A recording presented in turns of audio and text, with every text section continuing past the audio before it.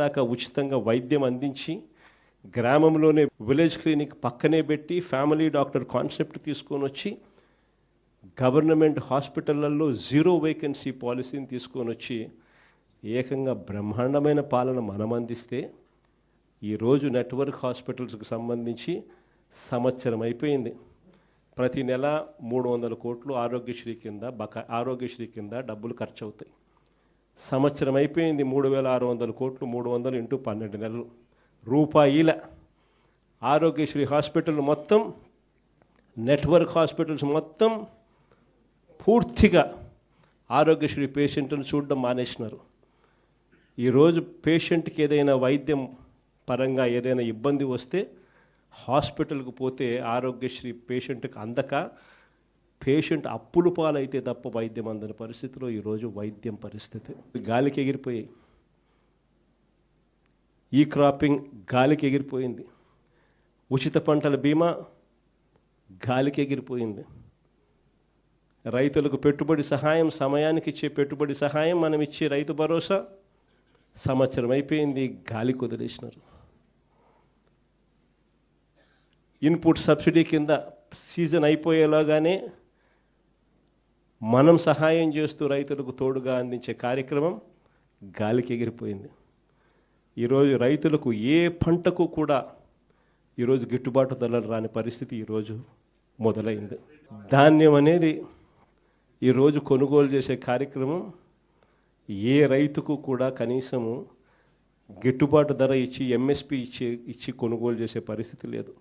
మన హయాంలో ఎంఎస్పీనే కాదు, జిఎల్టీ అని గన్ని బ్యాగ్సు, లేబరు, ట్రాన్స్పోర్టు అని ప్రతి ఎకరాకు 10,000 రూపాయలు అదనంగా రైతుకు జిఎల్టీ రూపకంలో మనం డబ్బులు ఇచ్చి ఏ రైతుకు ఎంఎస్పి తగ్గకుండా మనం చూసుకుంటా ఉంటే ఈరోజు ధాన్యం దగ్గర నుంచి మొదలెడితే మిరప, చీని, టొమాటో ఏ పంట తీసుకున్నా కూడా, పొగాకు ఏ పంట తీసుకున్నా కూడా రైతుకి ఈరోజు గిట్టుబాటు ధర రాని పరిస్థితిలో ఈరోజు రైతు వ్యవసాయం జరుగుతూ ఉంది. రైతు పరిస్థితి దళారీల పరిస్థితి అయిపోయింది. రైతు మరోవైపున చూస్తే law and order, red book రాజ్యాంగం నడిపిస్తూ ఉన్నారు. రెడ్ బుక్ రాజ్యాంగం గురించి, లా అండ్ ఆర్డర్ గురించి నేను చెప్పాల్సిన పనుల ఎలా జరుగుతూ ఉంది అనేది నాకన్నా కూడా చక్కగా మీరే చెప్పగలుగుతారు. ఈరోజు చంద్రబాబు నాయుడు గారి పాలనలో జరుగుతూ ఉన్న వైఫల్యాలను, చంద్రబాబు నాయుడు గారి పాలనలో జరుగుతూ ఉన్న అన్యాయాలను ప్రశ్నిస్తే చాలు, ఆ ప్రశ్నించే గొంతు వినపడకుండా చేయడం కోసం ఏకంగా భయాన్ని సృష్టిస్తూ రెడ్ బుక్ రాజ్యాంగాన్ని నడుపుతూ ఉన్నారు.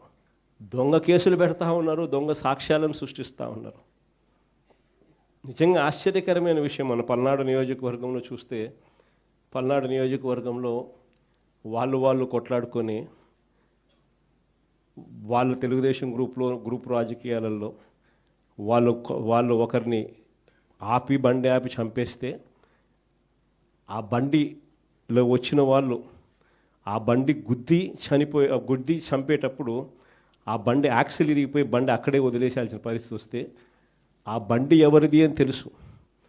చంపేటప్పుడు సాక్షులు, ప్రత్యక్ష సాక్షులు ఎవరు చంపినారో కూడా తెలుసు. అయిపోయిన వెంటనే ఎస్పీ వచ్చి వాళ్ళు కొట్లాడుకొని చంపుకున్నారు అని చెప్పి ఎస్పీ చెప్తే 2 రోజుల తర్వాత మన క్యాండిడేట్ని, మన ఎమ్మెల్యే క్యాండిడేట్ని దాంట్లోకి ఇరికిచ్చే కార్యక్రమం చేస్తూ ఉన్నారు. ఆశ్చర్యం కలిగించే విషయం. మాజీ మంత్రి కాకాని మొన్న ఈ మధ్యకాలంలోనే ఆయనను అరెస్ట్ చేసినారు. అది కూడా ఏంది, ఎలాంటి ఇల్లీగల్ మైనింగ్ గతంలో జరగలేదని ఒక చిన్న కేసు, ఆ కేసులో నుంచి బయటకు తీసినారు.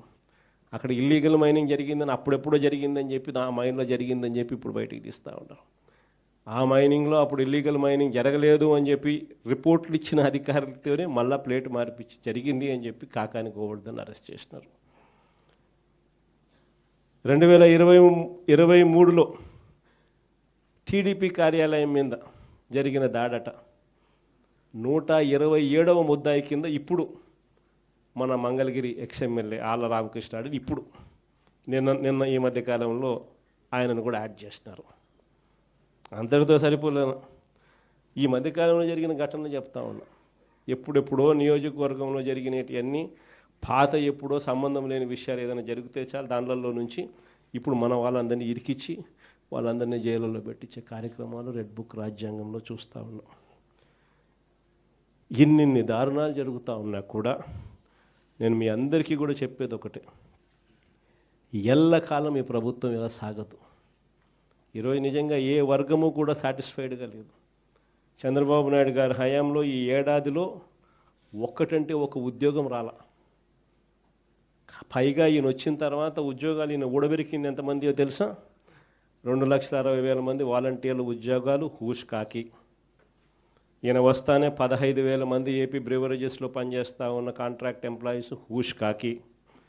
ఈయన వస్తానే రేషన్ షాపుల్లో రేషన్ బండ్లు పెట్టుకుని నడిపిస్తూ ఉన్న 9,800 మంది వాహనాలు, ఒక్కొక్క వాహనంలో 2 పనిచేస్తారు, 20,000 మంది ఉద్యోగాలు హూష్ కాకి. ఈ మనిషి వచ్చిన తర్వాత ఉద్యోగాలు కొత్తవి ఇవ్వడం దేవుడెరుగ్గానే ఉన్న ఉద్యోగాలు ఏకంగా 3 లక్షల పైసలకు ఉద్యోగాలు హూష్ కాకి ఈయన వచ్చిన తర్వాత.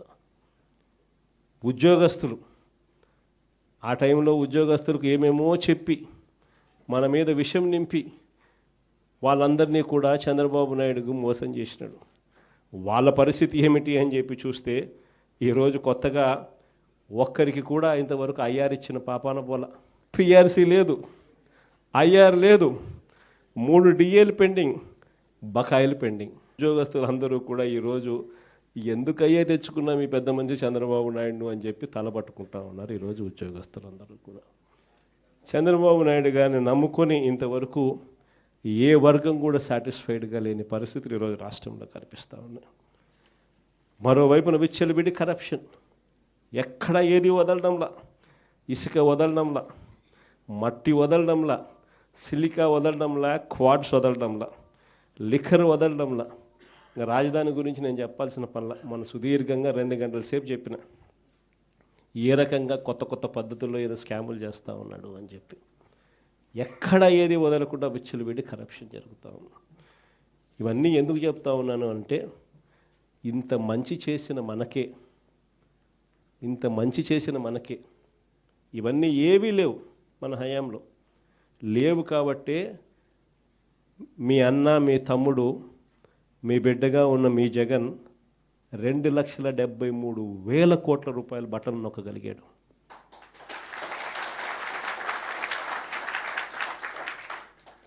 చంద్రబాబు నాయుడుకు మనకు తేడా ఏమిటి? ఎందుకు ఇద్దరు ముఖ్యమంత్రులమే, మరి ఎందుకు జగన్ నొక్కగలిగాడు, ఎందుకు చంద్రబాబు నొక్కలేకున్నాడు?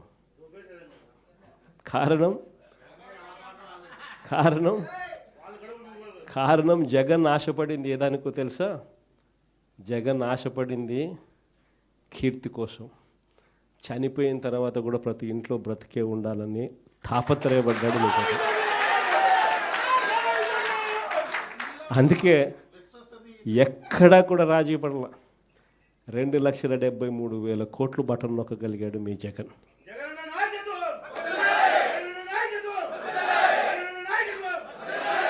కానీ ఈరోజు చంద్రబాబు నాయుడు ఎందుకు బటన్ నొక్కలేకున్నాడు అంటే కారణం ప్రతి విషయంలోనూ కూడా దోచేసుకున్నది పంచుకోవడము, ఇది జరుగుతూ ఉంది.